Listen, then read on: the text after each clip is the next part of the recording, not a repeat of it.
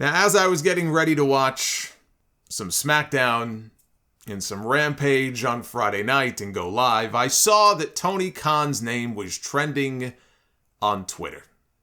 And so I went to go see if maybe he had made some kind of an announcement, because I know how much he loves making announcements. I said, maybe there's another Tony Khan announcement. What I saw was a series of tweets from him that at first I thought was a joke. I thought this could not possibly be real. But it was clear he was not joking. This is what he had to say on a random Friday afternoon. An independent study has confirmed that much of the staunch anti-AEW online community aren't real individuals. It is a staff running thousands of accounts and an army of bots to signal boost them. Look closely, these aren't real people. Who would pay for such a wildly expensive thing? Research this one yourselves. You internet detectives thrive in these situations. Speaking of wild things, and then he went right into plugging the Jon Moxley Wheeler Yuta match on Rampage that night, before ending with, their boiler room staff is going to be working overtime on a Friday, and I love it. I like how he manages to tie it back to plugging Rampage. He did the same thing when he poorly reacted to Big Swole's comments. I think it was New Year's Eve. And by the end of his tweet, he turned it into a plug for Rampage that night. I don't think anybody is denying the fact that there are bots and fake accounts on Twitter. I mean, I could be a bot, for all you know. The Solobot 5000. Very advanced technology. I sound just like the real thing. Except I run on Intel chips, because the AMD chips just gave me gas. But Tony Khan, right? The billionaire Tony Khan, who has, what does he have? 3 or 4 different jobs. He's got one job with a football team. He's got one job with a soccer team. He's got 2 wrestling promotions now that he is running. Spent money to commission a research study to see if a staff of a select few are the ones responsible for running thousands of fake accounts on Twitter, which are then boosted by and shared by an army of bots. Bots that are being used to boost accounts that are saying mean things about Tony Khan and AEW. I don't think you need a scientific study to know that this is going on. I'm sure it happens all across social media, not just with AEW. There's a lot of disinformation out there that does get boosted by bots. This is nothing new. But the fact that he would even see fit to commission a study to look into this.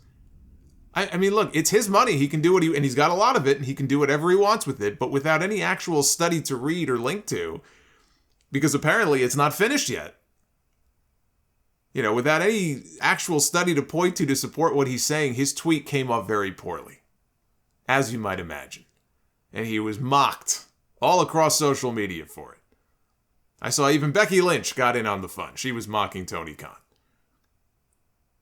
There are a lot of sick individuals on social media who are obsessed with AEW. Absolutely obsessed. And they spend almost every waking hour of every day tweeting negative stuff about them.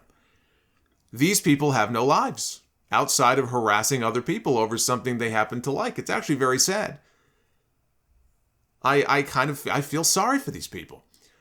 But a lot of those people, sadly, really do exist. Many of them, they're flesh and blood human beings.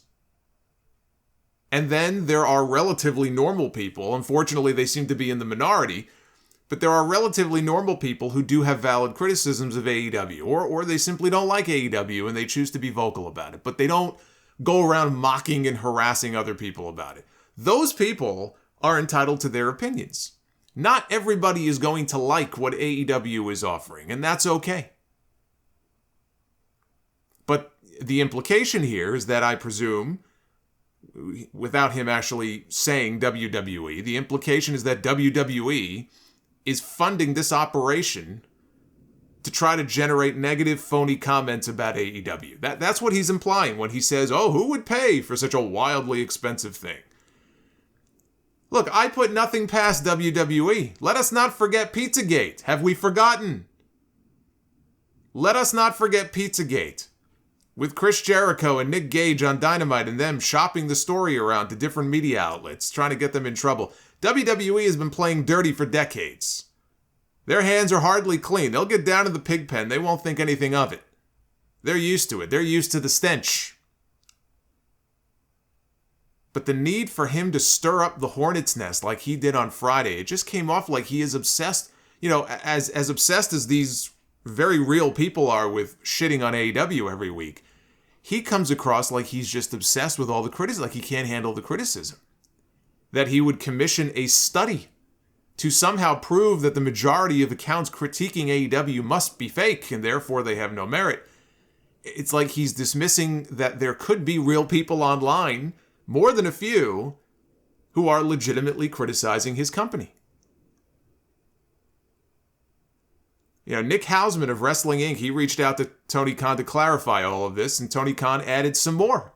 He had more to say. He said, waiting for final study.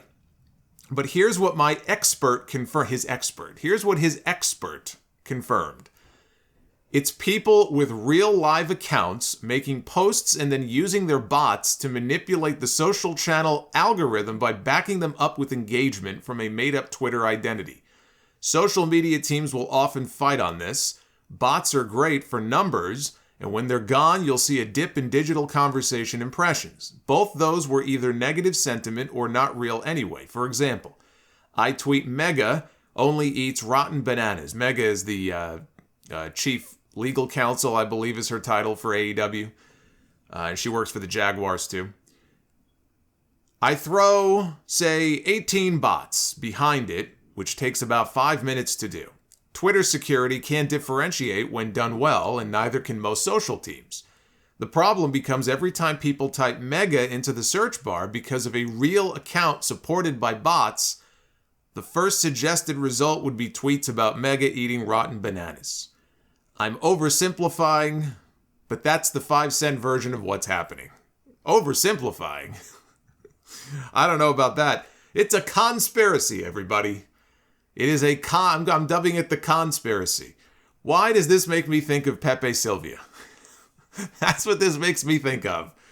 The Pepe Sylvia scene from It's Always Sunny in Philadelphia. I don't even watch the show all the time, but even I know about the Pepe Sylvia scene. I'm sure you've seen the memes over the years. That's what this makes me think of from It's Always Sunny. I just picture Tony Khan with all the papers on the wall, looking like he hasn't slept in 5 days. I'm very happy that AEW exists. It has made wrestling a lot more fun to follow.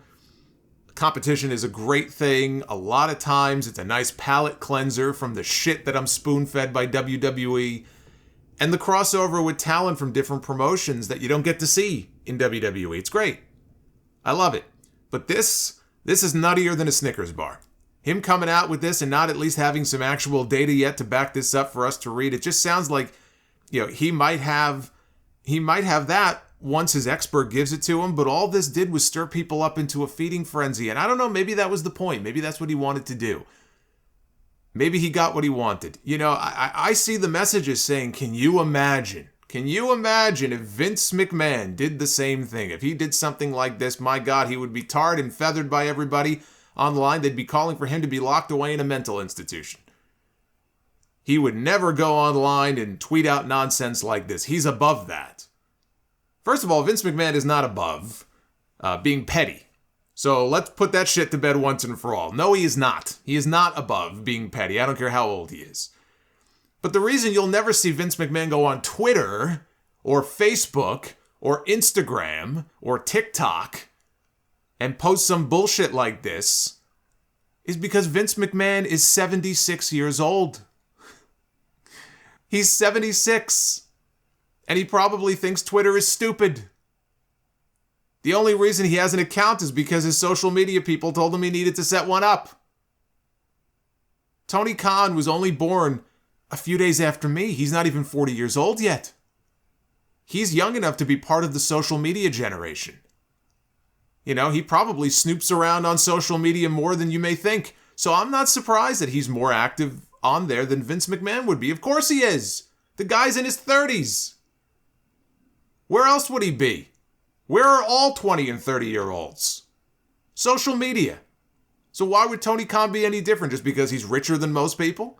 That doesn't surprise me. Him being online, I don't necessarily see anything bad about that, except some of these tweets, occasionally that he'll put out. I do think sometimes he needs to be reined in with some of this stuff. If Vince McMahon was in his 30s, he'd be on social media a lot more often too. But yes, I do think that sometimes Tony needs to be reined in for his own good. I mean, he's going to do what he wants. It's his account. He's the boss. He can do what he wants. But for his own good, I do think that wouldn't be such a bad idea. But boy, the tribalists, they were out in full force after he posted those tweets. If you dared to read the comments beneath it, I mean, it was like a disease. The tribalism it set off in the comments, my God. Tony Khan was the real tribal. Forget Roman Reigns. Tony Khan this week was the real tribal chief.